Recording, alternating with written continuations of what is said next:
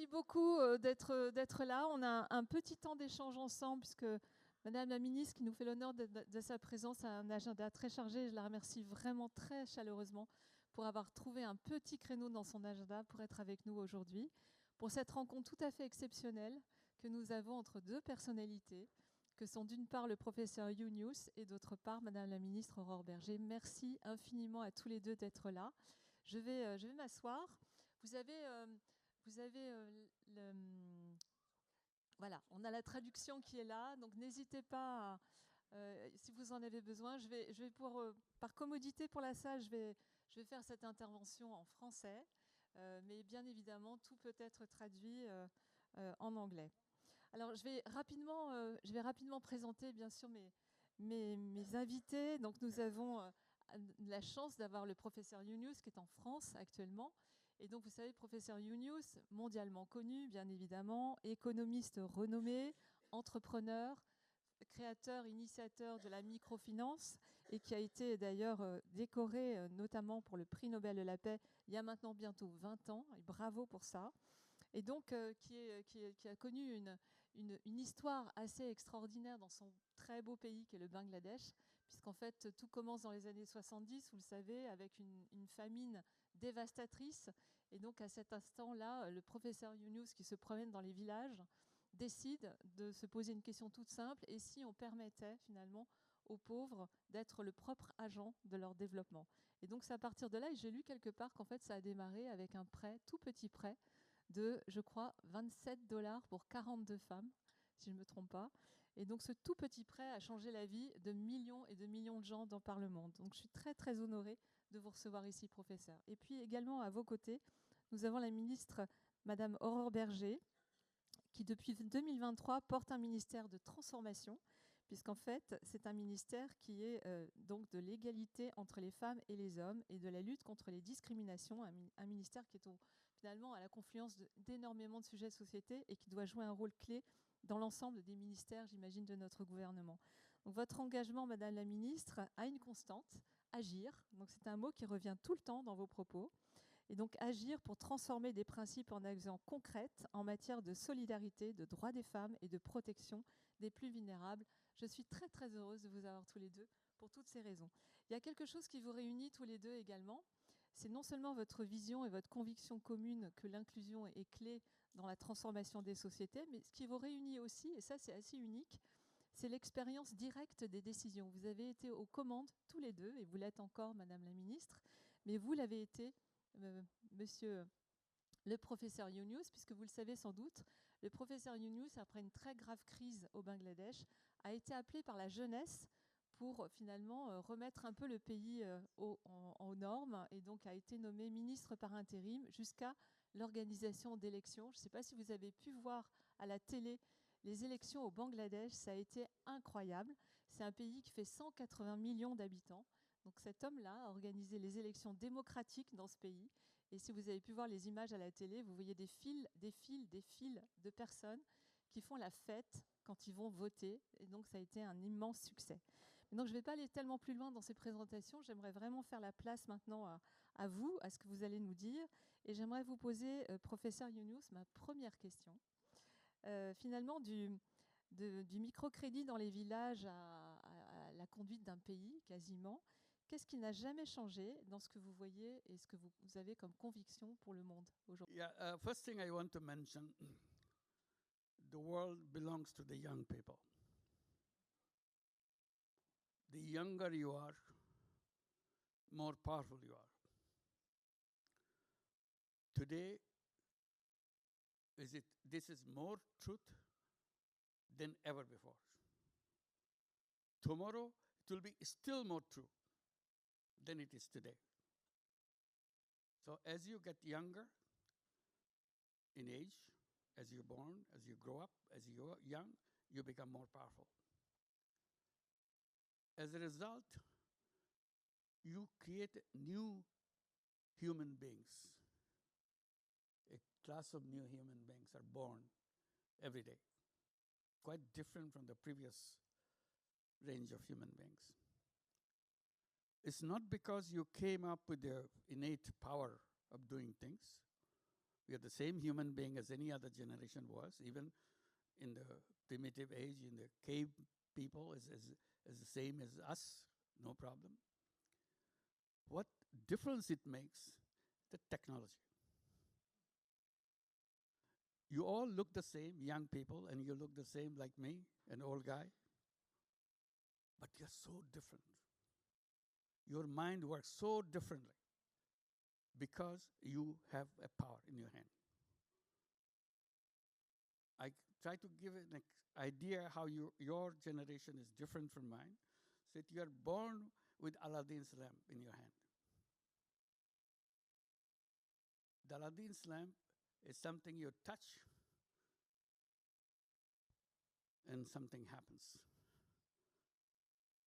Someone comes up, says, "What can I do for you?" So you're born with that Aladdin's lamp. And somebody is saying, "What can I do for you?" Your wish is my order. I'll fulfill whatever you want to say. So that's what young generation are hearing every day. What do you want? That's the basic question. And all you need to know, formulate that what you want. Tell that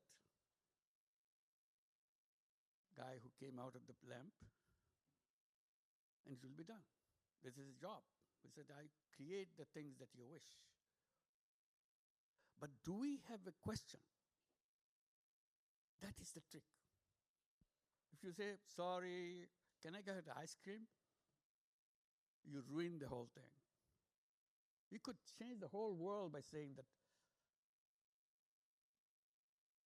to the genie. Genie waiting for a big question, big order, not a tiny order, cup of coffee. So most of the time we are talking about coffee, not changing the world. So that's a challenge to the young generation. If you take advantage of it, world will change right away. You don't know how it will be changed. Just because you make up your mind that's what you want, it will happen. If you imagine, you tell yourself you are the genie, it will get done. But if you don't imagine, nothing will happen. Cup of coffee. World will step there. So the question is imagination. What imagination you have. And let it be as absurd, as kind of undoable, make it as undoable as you want. Imagine the thing that you want. If you make up your mind, if you imagine that thing, I can guarantee you today, it will happen. That's what brings me to your mention about the young people walking in the street, marching on the street. Whole government fell in Bangladesh the other day. Nobody knew what's happening. Nobody's expecting. Bangladesh is a country always there's a march going on in the street, like in Paris probably. People all love to march in the street for any reason. This time is the young people. The reason was very simple thing. Government suddenly imposed something called quota system for government jobs. If you happen to be a son or a daughter of a particular family, privileged family, you get the job. If you don't belong to that family, you don't get the job. Quota for privileged group of people. And young people in general hated that because it's more than half the job reserved for that kind of category. And no matter how brilliant you are, how you want to do that, you don't get the job because they have taken up without any ability to do that. And the students hated that. So they are marching on the street for months. This time, it became bigger because she said something, the Prime Minister said something which insulted them. So it became very vigorous. They came in a big number, demanding the same thing. Remove that quota system. It will be merit which will give the job, not the quota. Very simple. Anybody will agree. But the Prime Minister didn't agree. She insulted them more. It infuriated the young people. So at one point, they came like a flood water on the street, out of nowhere. Imagine these young people walking in the street, demanding what they want. When you say in Bangladesh, young people, students marching in the street, you mean young boys marching in the street. Girls, maybe one line in front or two lines in front, the rest is boys. This was different. Suddenly, it's all girls. You don't see any boys. It's a flood water, floodgate opened up. Girls came out and shouted slogan, government shot them, they were killed. Within 2.5 weeks, 1,400 young people were killed on the streets. And the students cannot take it anymore. They said, this is the last thing you can do, you have to leave the country. And they called for march to Dhaka. All the young people should be coming to Dhaka, march towards the residence of the Prime Minister, make sure she leave the country. She didn't pay any attention to that. What can they do? When this started happening, is a flood water coming from all over the country. Every road is filled with young people, boys, girls, from all over the country. And in the beginning, she ordered more police, more army to kill them. Then finally, police and army said, you can't stop them by killing, because they are coming, and if you don't leave this house right now, probably you cannot leave this house alive anymore. We cannot protect you. So what you can do, we can take you to a helicopter, take you out of this house, so that you don't, because you cannot go anywhere because the young people are coming from all directions. And suddenly you hear she left. Most powerful prime minister in the country, who killed many people along the way. She ruled there for 16 years. In 16 years, she killed many, many young people, many people disappeared, many people never traced back again. Many people spend time in places where they don't know where they are. And suddenly all happened. All because young people made up their mind. There was no central command for it. There's no planning unit for it. Some guy just came out and said, march to Dhaka. And everybody picked up march to Dhaka. So from every corner of the country, everybody was on this road marching towards Dhaka. This is the power of the young people. Suddenly, the country is in the hands of the young people. The country, there's no government. So this is the beginning of what became known as July uprising, July revolution. Unplanned July revolution suddenly took over the country. And what they want to do? Change the country. They talked about creating new Bangladesh. Somebody has to define what the new Bangladesh. We know the corruption has to go. You know that all the misrule of the government has to go. All the nepotism has to go. All kinds of things has to go. Many things accumulated in the country. But the thing is, when we say all young people coming, for a change in Bangladesh, young people doesn't mean young boys anymore. Professor, should I ask a question to the Minister? Madame la Ministre, c'est intéressant cet exemple parce qu'on reconnaît bien l'engagement du professeur pour la jeunesse, qu'il considère comme un moteur de l'entrepreneuriat. Vous, dans le cadre de votre action, dans le cadre du gouvernement, qu'est-ce qui est pour vous le moteur de l'action, justement? Déjà, merci beaucoup pour cette invitation. Et je ne connaissais pas, professeur, le parallèle avec la lampe d'Aladin, mais je la trouve très juste quand on parle d'intelligence artificielle, parce qu'encore faut-il savoir poser les bonnes questions. Donc je vais retenir cette image que vous avez vue, parce que je crois qu'elle est très parlante et inspirante pour nous tous quand on cherche à exprimer le potentiel de ce que peut être une part de l'intelligence artificielle et donc de l'intelligence humaine quand elle est augmentée, enrichie, et qu'en tout cas on cherche à l'enrichir de cette manière-là. Alors quel est le moteur? Et le professeur a beaucoup parlé évidemment de la question de la jeunesse. Ça fait maintenant presque 3 ans que je suis en charge de l'égalité. Égalité, ça veut dire égalité professionnelle, ça veut dire l'entrepreneuriat, ça veut dire aussi la lutte contre toutes les formes de violence, la lutte contre toutes les formes de discrimination, racisme, antisémitisme, haine LGBT. Et donc j'ai pris l'habitude de dire, parce que c'est vraiment comme ça que je le ressens, que je vois le pire et le meilleur de ce que notre société peut produire. le pire de ce que notre société peut produire, c'est à la fois la question des violences, c'est la désinhibition d'une part de violence, et c'est surtout l'indifférence. C'est qu'à partir d'un certain moment, finalement, on s'habitue à ce que cette violence puisse exister, on s'habitue à l'idée que la haine puisse l'emporter, et finalement, on ne se sent plus concerné, parce que quand on n'est pas concerné dans sa chair, on se dit que finalement, ce qui peut arriver à l'autre n'est pas notre affaire. Or, c'est bien une affaire de société, et en tout cas, moi, c'est comme ça que je souhaite le porter et le défendre, c'est une affaire de société, c'est une affaire de république. Et je vois le meilleur, parce que je vois la capacité d'engagement qu'il y a dans la société. Et pour en revenir à la question de la jeunesse, souvent on a, je trouve, cette tentation dans le débat public et singulièrement dans le débat politique de parler de la jeunesse, comme si c'était un bloc homogène. D'ailleurs, on ne fait pas ça souvent avec les autres catégories de population. On n'adresse pas comme ça un bloc, comme s'il était une unité, comme s'ils pensaient tous la même chose, votaient tous la même chose, aspiraient tous à la même chose. Et notamment sur la question de l'engagement, on voit une puissance très forte, justement, des jeunesses, à cette volonté à la fois de participer et de s'engager. Et ça se ressent. Ça se ressent à une échelle nationale, ça se ressent à une échelle locale. Et c'est pour nous un motif quand même d'espérance et d'espoir. Et on les voit aussi en capacité de s'engager sur des causes très identifiées.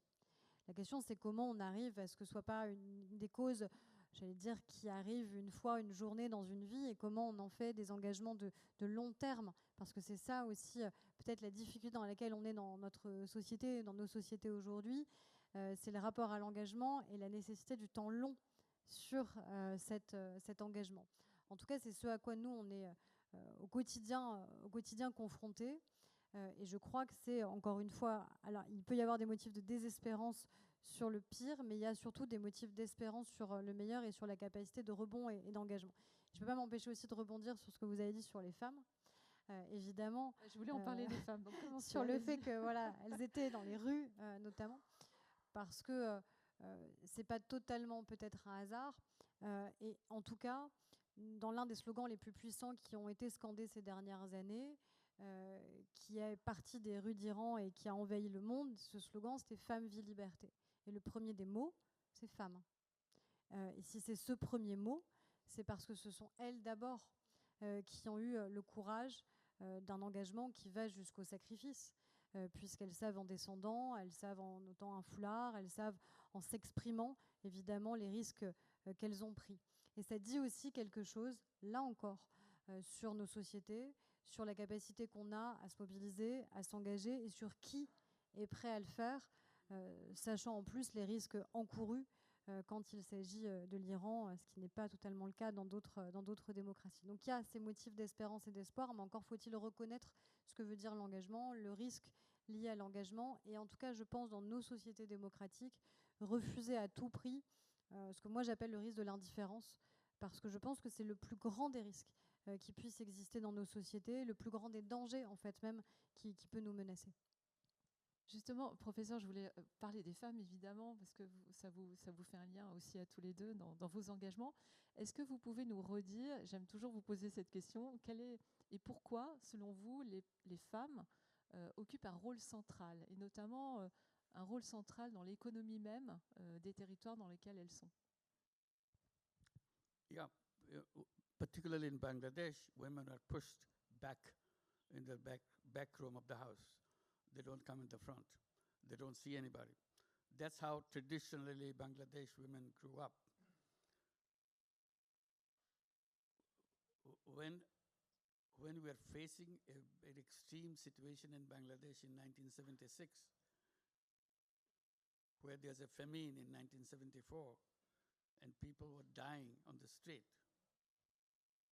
and the children are dying because there's no food, adults are dying in the food, there's no food, nationwide famine, we don't see any chance for survival.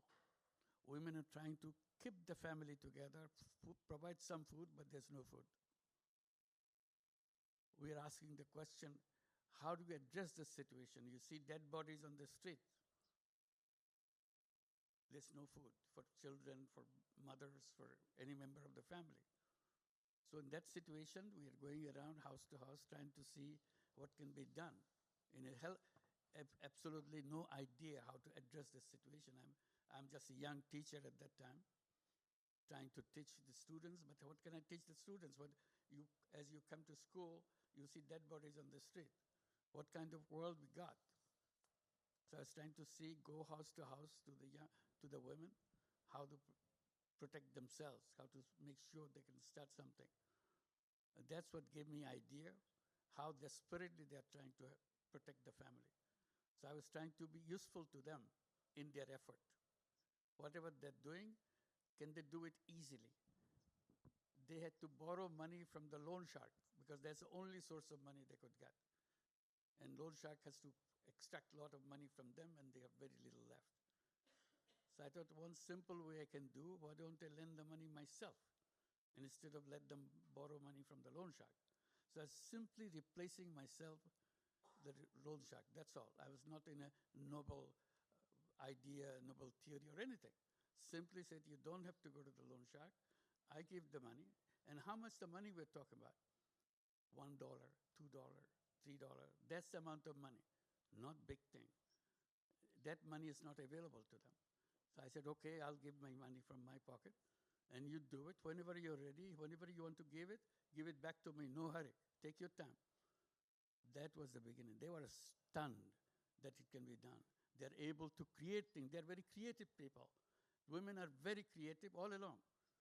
They do lots of things in the house which is very much admired, very much needed by the families, willing to pay money to buy it, but they couldn't do it because they didn't have the money. And loan shark eat up all the money. So that was the beginning, and they were so delighted that I could give them the money. And they paid me back. I said, no, you keep it and repeatedly do it. And if you need more money, I'll give you the money. That's no problem. All you need to do is to produce the thing and do that. And then I see they're still selling this thing to the traders who are coming to the village. And traders started making money because they gave very little money for the product they're producing. I said, why don't you gather yourself and sell in the marketplace where the trader sells it. So you compete with the salespeople and you get good price. And they started doing that, going themselves, or women going to marketplace is a kind of big challenge for them. So they said their husband can go, somebody can go, their son can go, sell it. So this is the beginning, and they started doing that. Amazing thing, they know so many different things, which never people recognize that they are capable of doing things. Women are extremely creative, no matter which society you're talking about. They take care of the family in a varieties of creative ways, and we don't recognize it. Market is something different. Market, they have nothing to do with market. So we connect them with the market. And suddenly everybody wants to take the money, start doing things, and so on. We felt happy. So we started debating with the banks. I said, why don't you give the money? I'm not supposed to give the money. It's your job to give the money. And they said, it's not our job to give the money because we cannot give the money to the poor people. Bank cannot lend the money to the poor people. I said, who said that? Said the bank's rules don't permit. I said, you do it, and you do the permission yourself. Who is going to permit you unless you decide? I'm giving it, they are giving the money. So I had a big debate with the banks. Bank authorities said, no, we cannot lend money to the poor people because they cannot give collateral. I said, why do you need collateral? As long as you get the money paid back, why need collateral? No, bank rules said you need collateral. I said, forget about the bank rules. Create new rules. Give the money to the poor people. Said, oh, we cannot violate our rules. I said, then you are done. You are finished. You are not relevant for young poor people or women particularly. So I started doing it myself and always challenging the banking system is designed the wrong way. As a result, people suffer because they have no source of finding $1, $2, $3 worth of money to change their life.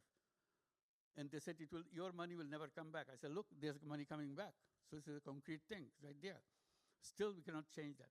So it became a big struggle for me to persuade the banking authority to change the banking. They said, we cannot change it. We didn't design it. It's designed by the teachers, by the theoreticians, and so on. I said, those theoreticians are wrong. You create a new theories where you can do banking without collateral. And we are doing it. I said, no, you're doing it will not help us. We need decision from the top. So decision became very important. So I started struggling to change the rules. So in order, they cannot change the rules for the whole bank, they allowed us to create a separate bank. And we called it Grameen Bank or Village Bank for the separate rules. So that became globally known, including in France. Maria Nawak took it up. She came to Bangladesh. She was so excited about this whole idea, said, I'll do it in Paris. I do it in all over France. And this is how it is spread in Europe, in France, and many other countries. So this idea, that the simple idea, it's not a complicated thing, but we are not doing it. As a result, we created a wrong world completely. All the poverty should have gone long back if we had designed the things in the right way.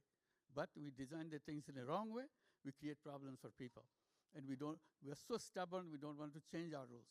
We cling to this collateral and everything that you traditionally do that. You said this is so sacred.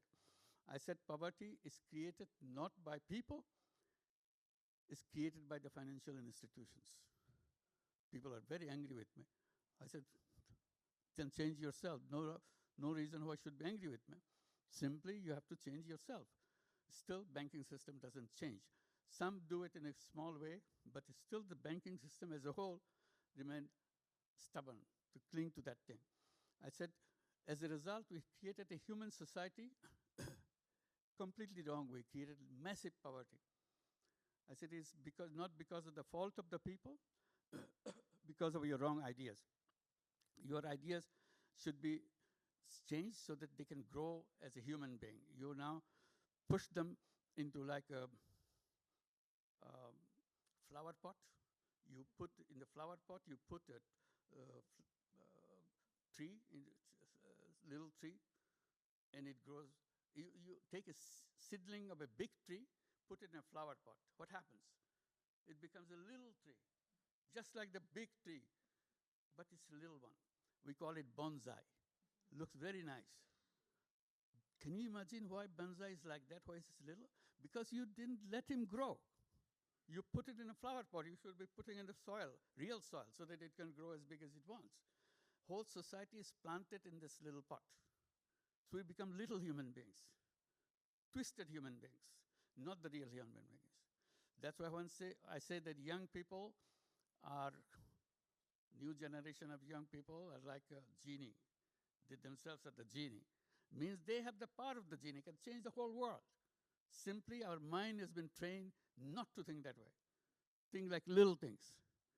Think like little job. Little achievements here, little achievement.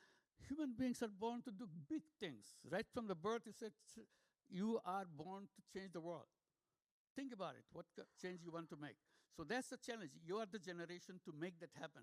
It's at your hand. It's imagination which will change everything. Thank you.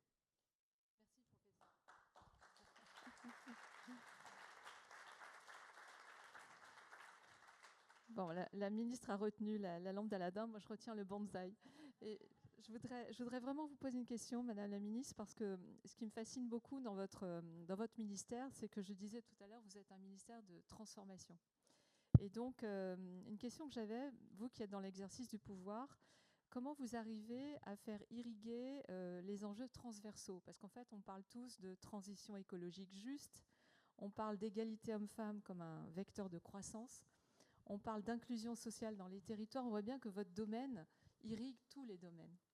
Et donc, comment faites-vous, comment arrivez-vous à trouver les leviers les plus efficaces pour embarquer l'ensemble de vos collègues du gouvernement dans cette logique d'inclusion systémique? Je vous remercie pour cette question. Alors, je ne sais pas si j'ai la lampe magique d'Aladin. J'aimerais bien, parfois, ça me faciliterait peut-être la vie. Si j'arrivais à lui poser les bonnes questions, il m'apporterait peut-être les bonnes réponses immédiates qui naîtraient, qui grandiraient encore plus que les bonsaïs. Ce qui est vrai, c'est que c'est évidemment des enjeux qui sont transverses. Parce que quand on parle d'égalité, quand on parle d'égalité des chances, quand on parle d'inclusion économique, on est évidemment complètement percuté et traversé par les grandes transitions, que ce soit les transitions écologiques, que ce soit la transition ou la révolution de l'intelligence artificielle, la transition démographique aussi qui est la nôtre, puisqu'on est de moins en moins jeunes en France, ce qui n'est pas forcément un problème en soi. On en vient même à penser que c'est un problème de vieillir plus longtemps en bonne santé. Au départ, c'était quand même une des grandes conquêtes humaine de se dire qu'on pouvait réussir à vivre plus longtemps en bonne santé et à connaître 3 à 4 générations. Aujourd'hui, ça génère plutôt de l'angoisse et ça pose des questions majeures aussi en termes de financement de l'économie, de renouvellement, de compétences, de talents. La question, c'est comment peut-être on réoriente aussi un certain nombre de discours. On vit un moment qui est un moment de bascule, de manière très nette et très claire, où les démocraties dont on espérait et on pensait qu'elles restent des moteurs extrêmement puissants en matière d'inclusion, d'émancipation et d'égalité, sont au contraire en train de revenir en arrière sur ces éléments. Ce qui veut bien dire malheureusement que ces principes, ils ne sont pas intangibles. Ces principes n'existent que tant qu'on les défend, que tant qu'on les promeut. Et c'est ce qui se passe aujourd'hui de manière très nette avec l'administration américaine. Et on ne peut pas faire comme si ce fait-là n'existait pas, tant ça irrigue ensuite des politiques publiques et ça irrigue aussi des politiques économiques, puisqu'on a des entreprises qui tiennent et on a des entreprises qui renoncent de manière extrêmement nette, qui parfois même ont devancé les demandes de l'administration avant même qu'elle n'arrive au pouvoir, quelques semaines avant, où tout d'un coup on a commencé à effacer des mots, et puis en effaçant des mots, on efface des politiques, et puis on efface des représentations, et puis on efface des hommes et des femmes aussi qui y sont associés. Donc je pense qu'il faut réussir, ce qui est très difficile, mais à la fois à appréhender les transitions qui sont les nôtres et à réussir à anticiper et à projeter la manière avec laquelle elles percutent les politiques que l'on veut pouvoir continuer à porter, tenir sur quelques éléments quand même de principe, mais aussi se poser la bonne question de comment on les articule de manière différente. Typiquement, vous l'avez un peu mentionné sur la question de l'égalité. Au départ, on portait uniquement la question de l'égalité d'abord comme un enjeu de justice, presque comme une question morale. Et ça l'est, et ça le reste. C'est une question de justice, c'est une question d'équité, d'égalité, de dignité humaine. Mais c'est aussi un enjeu de performance économique. Et le fait de changer aussi la nature du discours aide sans doute à permettre de rassembler aussi de manière plus large autour de l'objectif que l'on poursuit. Ça ne veut pas dire qu'on perd de vue les principes et les valeurs, il faut les réaffirmer, vous le faites d'ailleurs ici, on le fait dans ce pays heureusement et on tient, mais ça veut dire qu'il faut aussi se réinterroger de manière permanente sur comment ces principes et ces valeurs sont perçus, sont compris, et est-ce qu'à la fin, ils nous permettent de réussir en termes d'objectifs. Parce que quand vous êtes au gouvernement, votre sujet, c'est quels sont les objectifs de politique publique que vous portez, quels sont les objectifs de transformation que vous portez. Et donc sur l'égalité entre les femmes et les hommes, comme sur les questions de diversité, d'ailleurs au sens large, les questions d'inclusion, il faut impérativement qu'on le porte comme étant un enjeu de souveraineté, dans un moment où la France a besoin énormément de talent, a besoin de renouveler son vivier de compétences. C'est un enjeu de souveraineté, qu'elle soit encore une fois technologique, qu'elle soit écologique, qu'elle soit industrielle, qu'elle soit militaire, quels que soient les enjeux. On parle en permanence de souveraineté. La première des souverainetés, ça passe évidemment par le fait de ne pas dépendre d'autres, à la fois en matière d'innovation, de création, et donc de ne pas dépendre, y compris en matière de talent, dans la capacité qu'on a à les former, dans les capacités qu'on a à les attirer ou à les retenir. Et donc je pense qu'on a ce glissement-là qui est positif si on le fait sous l'angle de la performance et de l'inclusion économique et de la souveraineté, parce que je pense qu'il arrivera sans doute plus à embarquer et à rassembler. En tout cas, je pense que c'est nécessaire, quand vous êtes percuté à ce point par un mouvement de recul, ce qu'on appelle un backlash, qui est d'une violence inouïe, sur, encore une fois, les politiques publiques qui, du jour au lendemain, à la minute même, ont été supprimées, abandonnées, retirées. Enfin, je pourrais longuement vous parler de politiques publiques qui ont changé, c'est-à-dire USAID, par exemple, qui, à travers le monde, était un levier extrêmement puissant de transformation. Du jour au lendemain, une fois que ça a été décidé, que ça a été supprimé, rayé d'un trait de plume, le bâtiment s'est vidé, les personnes ont été virées. Voilà, il n'y a pas d'autre terme, non seulement à Washington, mais partout. Partout dans le monde, cette politique s'est arrêtée. Donc il faut être très lucide sur la violence de l'impact que ça crée quand ces politiques se transforment, la brutalité et la rapidité avec laquelle ça peut aller. Brutalité et rapidité. Dans la manière avec laquelle on efface des politiques publiques qu'on a mis pourtant des décennies à conquérir. Donc ce n'est pas des principes intangibles, c'est des principes qui se défendent et c'est des principes qui doivent se réinventer si on veut continuer à embarquer et à embarquer plus largement, parce que sinon, on énoncera juste des principes, ça deviendra des objets de colloque. Mais l'objectif, c'est pas que ça devienne des objets de colloque. L'enjeu pour nous, c'est que ce soit des objets très clairs de transformation et que ça advienne réellement dans la vie des gens. Et c'est ce mouvement-là, à mon avis, qu'on est en train de faire et qu'on doit réussir. Oui, merci. Et je me permets une dernière question, parce que je sais que votre agenda est très pris, mais ça m'intéresse de vous entendre là-dessus, parce que vous disiez tout à l'heure, il faut changer le regard. Et donc justement, Est-ce que de votre point de vue, on doit changer aussi le regard sur l'inclusion, qu'on considère trop souvent comme un coût et pas assez comme une opportunité, comme le rappelait très justement le professeur Yunus avec l'histoire du fait de prêter de façon contre-intuitive à des personnes exclues. Nous, on le fait aujourd'hui à des personnes réfugiées. Donc, quel est votre avis là-dessus? Est-ce que ce n'est pas encore perçu trop comme un coût, l'inclusion? Alors, c'est évidemment aujourd'hui encore trop perçu comme un coût, mais surtout, c'est en permanence des politiques de rattrapage qu'on met en place. On est à un moment où on se réinterroge beaucoup quand même sur la dépense publique, l'allocation de la dépense publique, l'efficacité, l'efficience de la dépense publique. Il y a en permanence des arbitrages à rendre. On se dit qu'a priori, on ne peut pas faire peser plus de contraintes sur la dette publique, plus de contraintes sur la fiscalité, même si ce sera sans doute un objet de débat dans les mois qui viennent. Donc ça veut dire qu'il va falloir réallouer, repenser la dépense publique. Et quand vous essayez de la repenser, il y a deux leviers en fait, par rapport à ce que vous dites. Soit vous considérez en effet que c'est un coût, soit vous considérez que c'est un investissement. Et là, ça change complètement la manière avec laquelle vous le pensez. Parce que si vous pensez que c'est un investissement, vous n'êtes plus en permanence sur des politiques qui viennent rattraper, qui viennent corriger. Et je suis persuadée que ces politiques, à la fin, elles coûtent plus cher. Elles coûtent plus cher en dégâts humains, elles coûtent plus cher en dégâts sociaux, mais elles coûtent plus cher aussi en termes de dépenses publiques. Parce que vous arrivez toujours en décalé. Vous arrivez toujours trop tard. Pourquoi je me bats par exemple beaucoup sur ce qu'on appelle, alors il y a eu plusieurs termes qui ont été retenus, est-ce que c'est allocation sociale unique, est-ce que c'est aide à la source, etc. C'est parce qu'aujourd'hui vous avez un tel niveau de complexité dans les dispositifs qui existent dans notre pays que vous avez le double effet négatif et de la fraude et du non-recours. Et le non-recours, c'est un fléau. Le non-recours au droit, c'est un fléau à la fois, encore une fois, de détresse humaine, parce que ça veut dire que des personnes qui en ont besoin ne savent pas, ne connaissent pas, ne demandent pas, ne maîtrisent pas, mais c'est aussi un coût économique extrêmement important, parce que plutôt que d'être présent au bon moment, c'est-à-dire tout de suite, et donc avec beaucoup plus d'efficacité, beaucoup plus de rapidité, on le fait avec des mois ou des années de retard, et ces mois ou ces années de retard, c'est des personnes vulnérables qui vont être écartées plus longtemps du marché du travail, qui vont mettre encore plus de temps ensuite à pouvoir être en capacité de s'en rapprocher.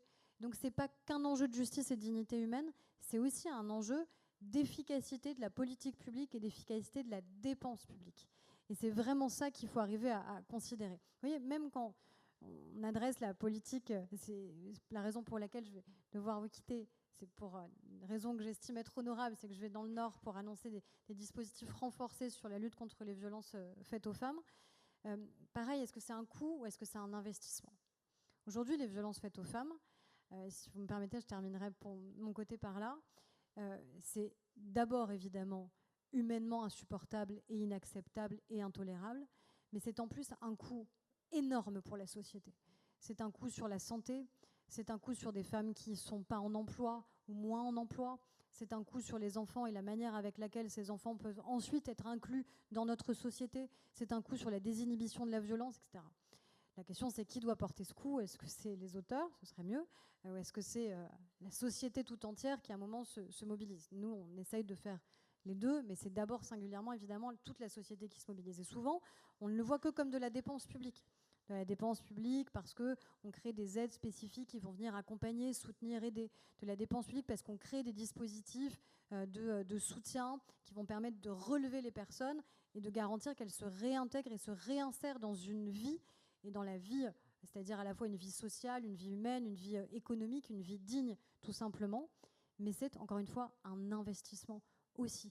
Et ça, c'est difficile d'arriver à faire changer, comme vous le disiez, le regard et à le faire évoluer, mais je crois que c'est une nécessité. On va être à l'heure des choix qui seront sans doute difficiles, au regard, encore une fois, des marges de manœuvre qui sont sans doute beaucoup plus restreintes aujourd'hui qu'elles ne l'étaient il y a 15 ans, il y a 20 ans. Et donc ça veut dire qu'il va falloir qu'il y ait une forme de pacte, à un moment, je pense, avec les Français sur est-ce que ces dépenses sont pour nous essentielles? Est-ce que ces dépenses pour nous sont des coûts supplémentaires? Ou est-ce qu'au contraire, ces dépenses sont des investissements parce que la dignité des personnes, c'est non seulement un enjeu de justice, mais c'est aussi un enjeu d'inclusion économique, un enjeu de performance économique et donc un enjeu de croissance. Et moi, je crois profondément à ça. Parce que je crois que la première des batailles qu'on aura à mener, c'est une bataille d'innovation, c'est une bataille de créativité, donc c'est une bataille sur les talents. Et vous ne pouvez pas mener cette bataille de talents si vous décidez par principe que vous en excluez certains, ou en tout cas que vous ne faites pas tous les efforts nécessaires pour garantir que tous aient accès aux mêmes opportunités. En tout cas, c'est comme ça, moi, que j'espère que le débat pourra être formulé. En tout cas, j'essaierai, moi, d'y apporter ma pierre. Merci encore et veuillez m'excuser de devoir vous. Merci beaucoup. Merci.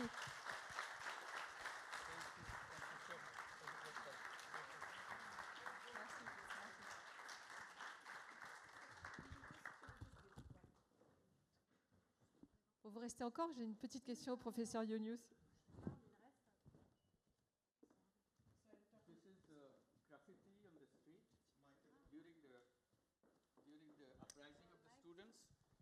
While they are fighting on the street, they're also drawing these things on the sidewalks, in the walls of the street at the same time. So these are all depicting what they have in their mind, right at the moment where they're giving their lives on the street. There's a simultaneous thing going. So beautifully said, their expression of what they want, and depicted them as they proceeded with this campaign.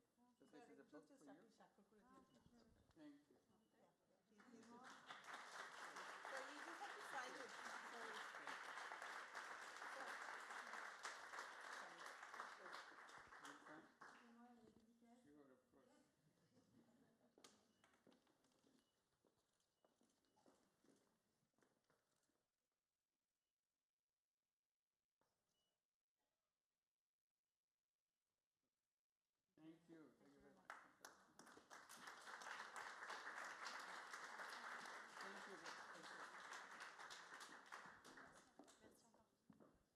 Professeur, j'aimerais vous poser une question parce que avec le microcrédit, la microfinance, vous avez transformé la vie de millions de gens.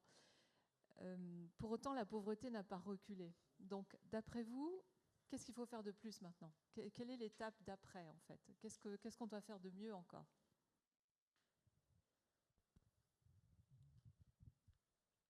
Get out of the bonsai.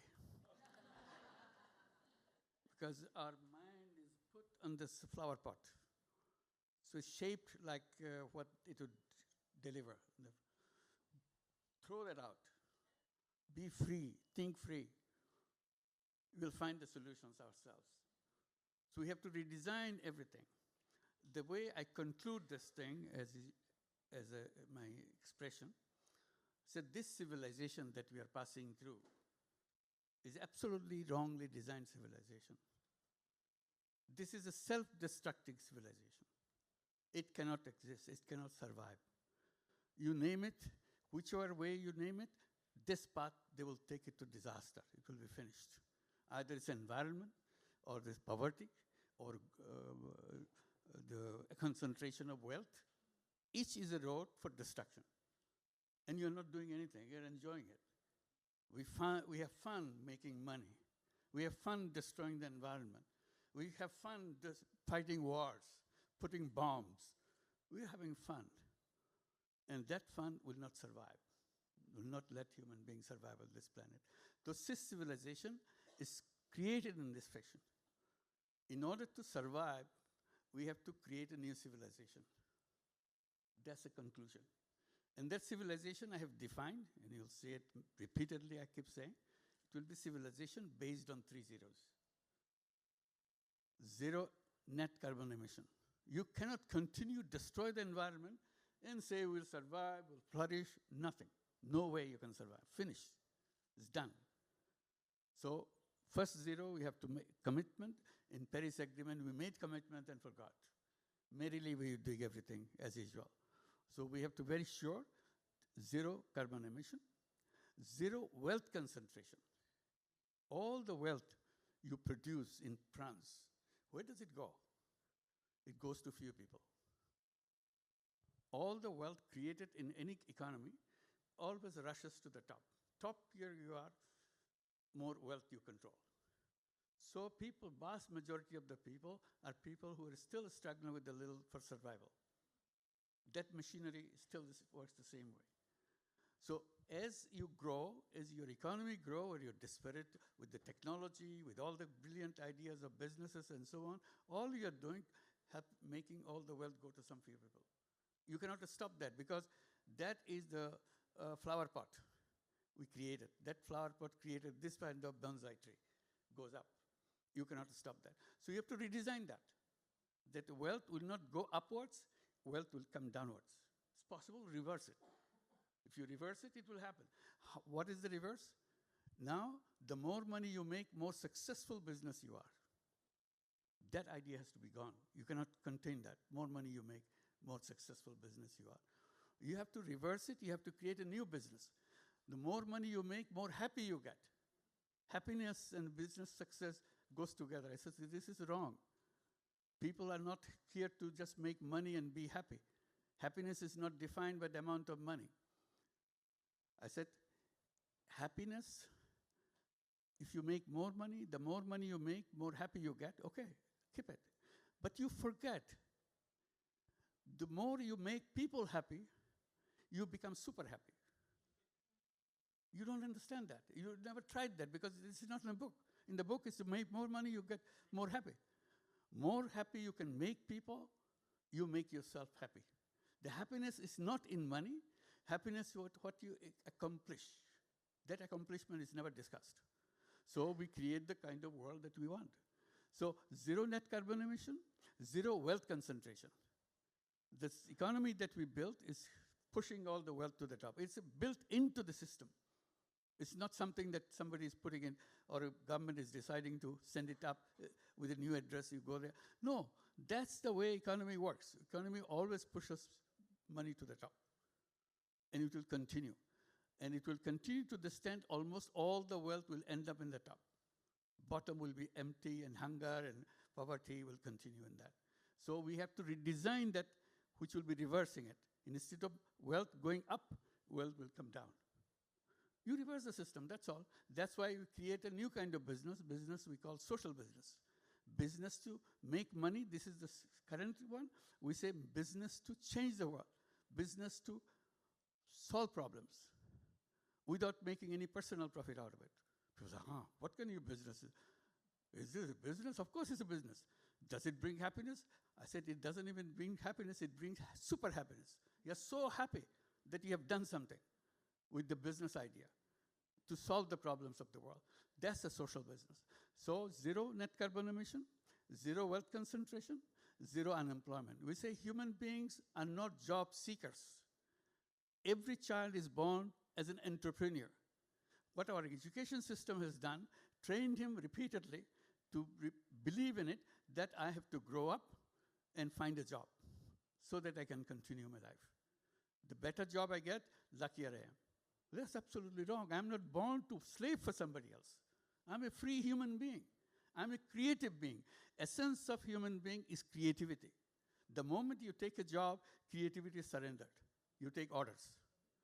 If you take orders, you're not a creative person. Creative person do things on their own and change the world. That's the and that's what we are born with. Our schools don't tell it that way. We say, work hard, get a good degree, get a good job. See, we are born to slave ourselves. It's a slavery tradition. I said we have to redesign it. We are entrepreneurs. We change the world. In a business way, we change the world because we can address all the problems we have. You know what? We are creating a new university, Grameen University, unlike the conventional universities. In the Grameen University, we have a tagline dedicated to create a world of 3 zeros. It's not just a university to go and get a degree. It is dedicated to create a world of 3 zeros. Everything we learn, everything we practice is to create 3-0 world. Zero carbon emission, zero wealth concentration, zero unemployment. So that you have to have a mission of business, why we are learning, what is it that we want to learn. So we have to change the education system. Education system is what creates us, because that's how we start believing, that's why we start practicing, and we believe wrong things, do wrong things. We are genie. When we learn the wrong things, we use our genie power to do it more wrong, very efficient wrong, so that we can destroy the whole world, and that's what we're doing every day. So we have to redesign things. So we have to create a new civilization of 3 zeros. That's the commitment we have to make. Thank you.